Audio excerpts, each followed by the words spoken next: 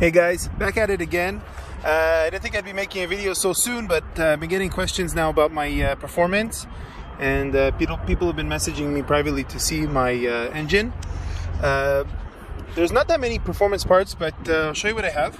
The car again is filthy dirty. I'm so sorry, I'm embarrassed, but it is winter and that's it. So dirty engine bay.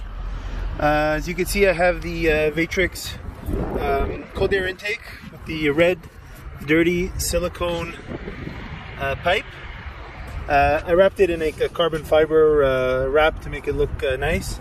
And here's the RaceChip, the RS. Very cool. I'm happy with it. And that's it in terms of engine performance. I mean, I have the exhaust, which I'll post a video right now of the sound. But that's it. Quick exhaust note. Let me know what you guys think. This is the Magnaflow 3-inch pipe that goes into a Y straight pipe.